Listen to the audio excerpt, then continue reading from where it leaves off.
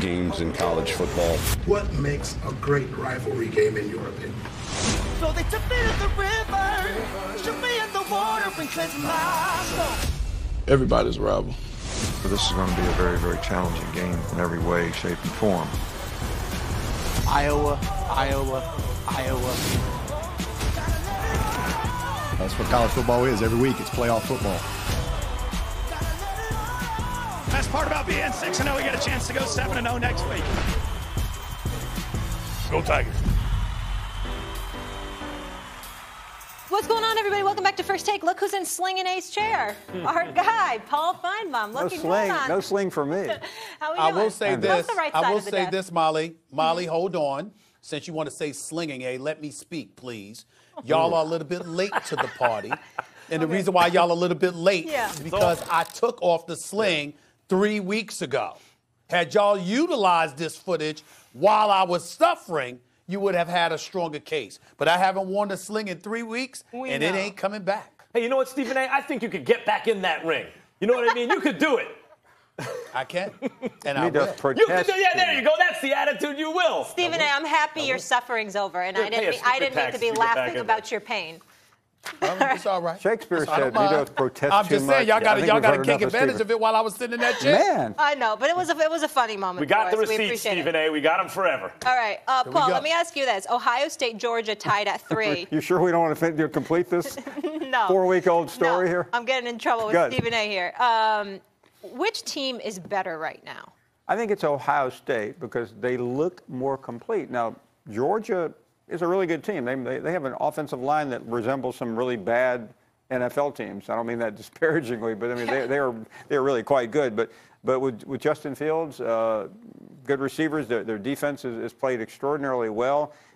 Under Ryan Day, they just seem looser. They don't seem just burdened down like they were last year with Urban Meyer. Remember the last couple of years, they have lone games at Iowa and Purdue. This team looks like it's going to run the table. We're going to Clemson this week. I heard. Yeah. Unfortunately, you can't be there. We heard you're busy. For the record, and I wanted to go.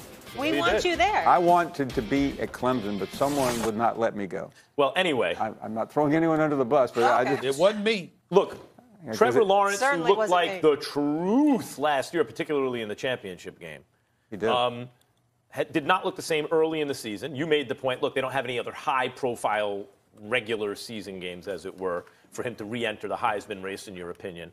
But how do you think the team actually stacks up, Trevor Lawrence and company, to the championship squad of last year? They look inferior based on what we've seen so far. And I think it'll be interesting when you guys get down there because Trevor has talked about missing receivers, not being able to run the offense efficiently. He mentioned that he was a little bit confused against North Carolina. He's confused against North Carolina. What's going to happen when he sees some better opposition? I think they have been burdened down by all of the hype. Trevor Lawrence was the greatest quarterback in history. It was the greatest team last year. And I think there's also, when you face a schedule as uninspiring as theirs, you get bored. And Texas A&M was hyped as a big game. It really wasn't that big of a deal. Is that on Dabo, though? Because, you look at who Dabo's competing against at this point, and Nick Saban, his team doesn't, even through those dominant years where it was foregone conclusion, they didn't look bored. They stayed dominant. Well, listen, Clemson has started slow before. And when you get there, I know the Clemson spin. I've been hearing it since January 7th last year when they beat Alabama by 28 points. But they just don't look the same. And part of the reason they don't look the same is that their defense is not the same.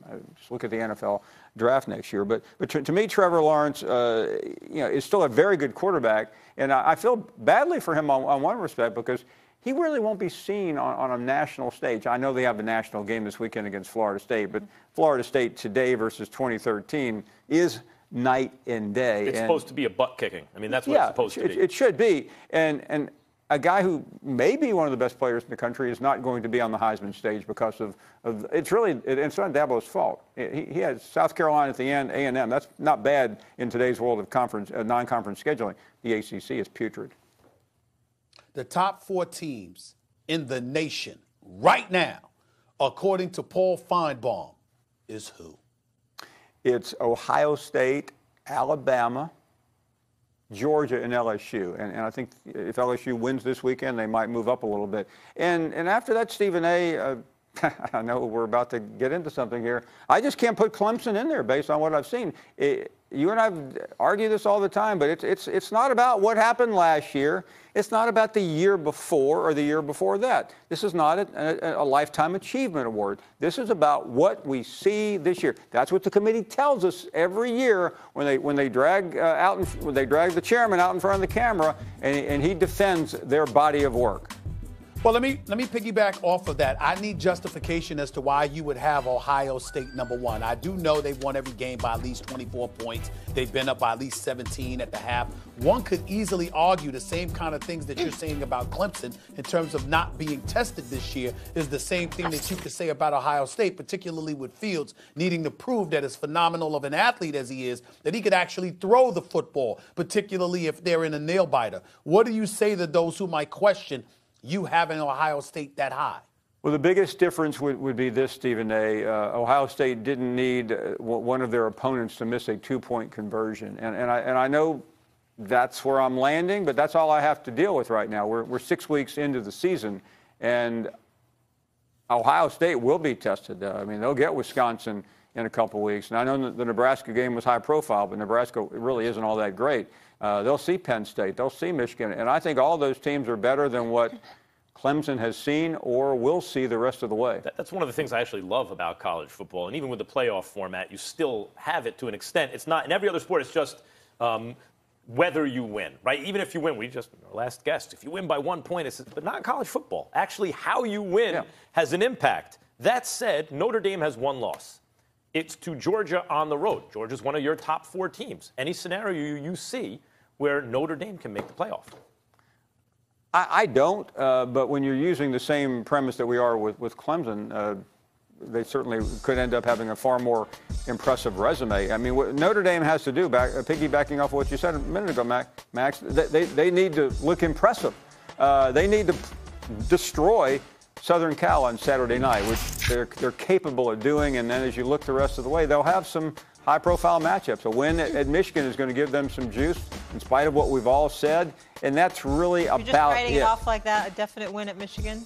I'm not writing Michigan off yet. After all, they did score, 3 points or 7 points or 10 points against Iowa the other day for that scintillating win. Well, Paul, before I let you get out of here, I'd be remiss in neglecting to bring up Baker Mayfield, because obviously you covered him extensively when he was at Oklahoma and winning a Heisman Trophy.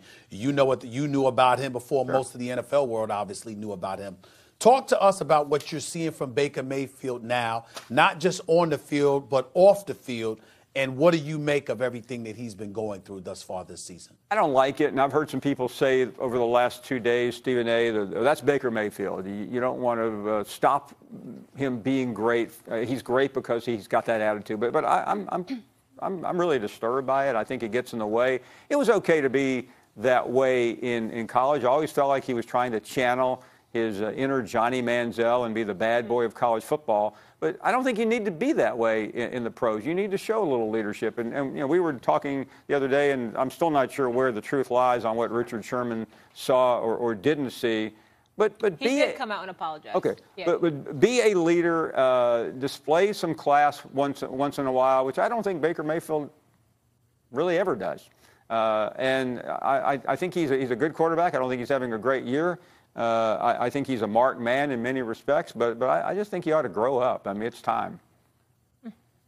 Seems like some other players in the league feel that way as well.